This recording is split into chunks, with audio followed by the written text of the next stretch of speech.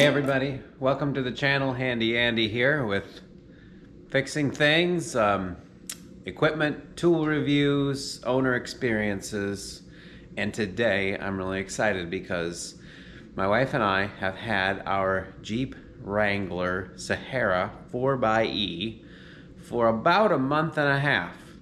We got it, we picked it up, ordered it, my wife ordered it back in May, picked it up at the dealer July 1st, I believe it was, and it's now August 17th.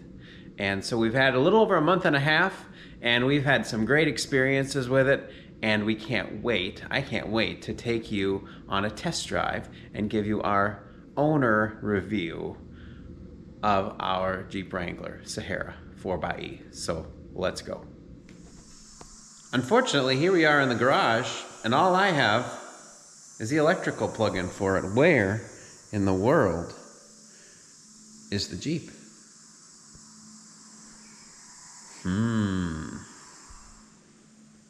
Chickies, have any of you seen the Jeep? Have you seen the Jeep? Chickies? I don't think so. Where could it be? You know, actually, I know where it is. I'll show you. So here is my wife's Jeep, sitting here in the back of our local dealer, which has been very good, J. Malone Motors, and they're just waiting for their parts. So you can see it still has the Park Jeep license plate on it where we bought it. Only 900 miles on this thing, and it's sitting back here. As Sunday morning when I'm filming this, it's been about it's been here 4 weeks and 2 days. And so I wish I could show it to you in our garage or driving it, but it's sitting here. This is our 4xe experience. And I'm sorry Jeep.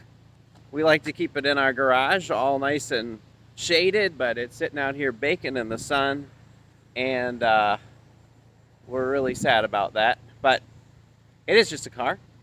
But this has been our experience with the 4xe. So 4 weeks, so 30 days here at J. Malone Motors. Again, the local dealer service department has been really good, keeping us updated. I think they're frustrated. We're frustrated. What's up, Jeep? What are you doing? So, while I would love to share a driving owner review of our Wrangler 4xe today, I can't, because we had it in our possession maybe half a month, and yeah, this Friday it'll have been at the dealer for 5 weeks. 35 days. Been there 32 now, I think. And so this is our experience. We're frustrated with this process. We really like the Wrangler 4xe and had no idea it was going to be this much of a problem. Never thought it would. Which is, otherwise we wouldn't have bought it. But my wife, again, this is my wife's car. She was very excited to buy it. She picked out all the options she wanted. She picked the color. It's her daily driver. And so she's a lot more frustrated than I am. But so here's what happened. Here's the story. So we get the Jeep July 1st, pick it up at the dealer. Love it, right? It is fantastic. That thing is fast. It gets great mileage. I expect when you plug it in and use the electric range. And my wife has like a 10-mile commute one way most days, so 20-mile round trip. So she came out of the Jeep is supposed to have about a 21-mile electric range. So she should be able to a lot of times go mostly on electric power, which is why she bought this vehicle.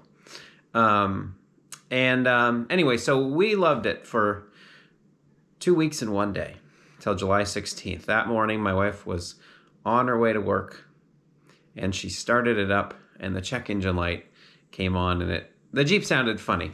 When I say it sounded funny, it sounded like it was revving higher than it needed to, which is weird because a lot of times you'd push the start button and it wouldn't even make any sound because it would just be the electric motor powering everything up, and you'd be on electric power. But the check engine light came on, and it was obviously there was something wrong. The engine was revving higher than usual. She didn't feel comfortable taking it to work that day. She didn't know if she'd make it, and so she took.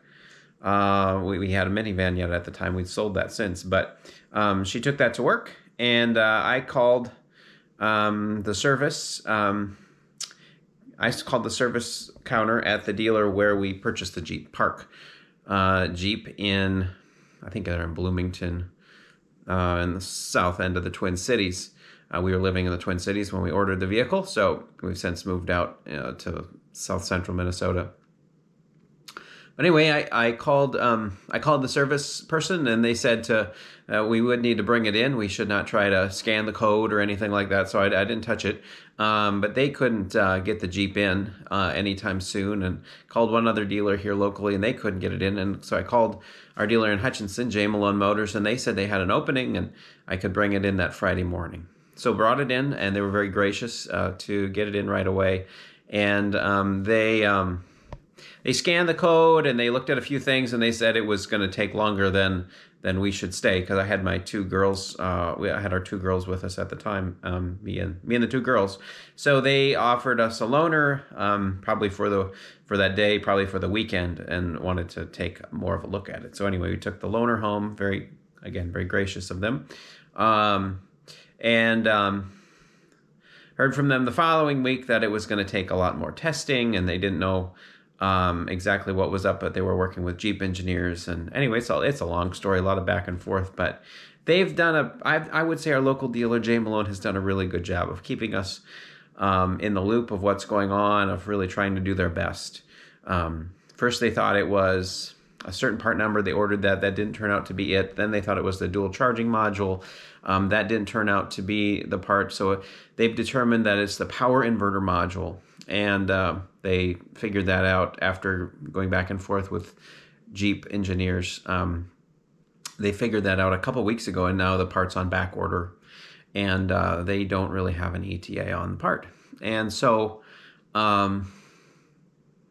we're frustrated. And this Friday will be 5 weeks that the vehicle's been in the dealer, that we've had a loaner. The loaner's fine, but it's not a Jeep. It's not a Wrangler. It's not what we are making payments on, almost $1,000 per month, paying for a vehicle we don't have. So there's been no apologies from Jeep corporate, from Stellantis, from FCA. We've had to, in fact, call them and get it. So my wife's trying to escalate this and trying to get the part.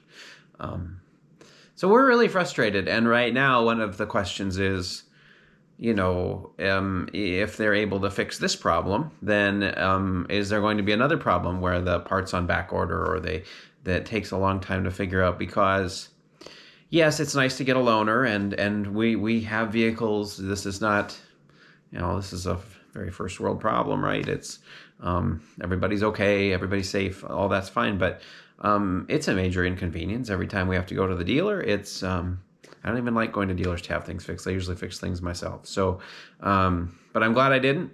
I'm glad I didn't try this, because it sounds like it's pretty involved process. So if you're looking at one of these 4xEs, I don't want to tell you what to do. They're a really nice vehicle. They're fast. Like I said, they're quiet. All the great things about a Jeep, but better mileage and more power. But man, if you're somebody that needs it every day, I'm not going to tell you what to do, but these are the facts. I'm going to continue to tell you what we hear and what's going on and what we end up doing down the road. But right now, it seems like the 4xE is not quite ready for prime time. Now, we've had a hybrid vehicle before. We bought a 2006 Toyota Prius. In 2006, we bought it brand new. We drove it for 8 years. We put on 100,000 miles. It wasn't at the dealer. I don't think it was at the dealer once, maybe for something very minor like a windshield wiper motor. But that car was amazing. We sold it for a good sum of money. At the end of it, there was nothing wrong with it. We were just ready to move on. So it's not like hybrid technology is new. That was a 2006. This is a plug-in hybrid, but still, it's not like it's new technology. So I know it's the first year for this Jeep, but this is not brand new stuff. So come on, Jeep. Come on, Stellantis. Come on, FCA.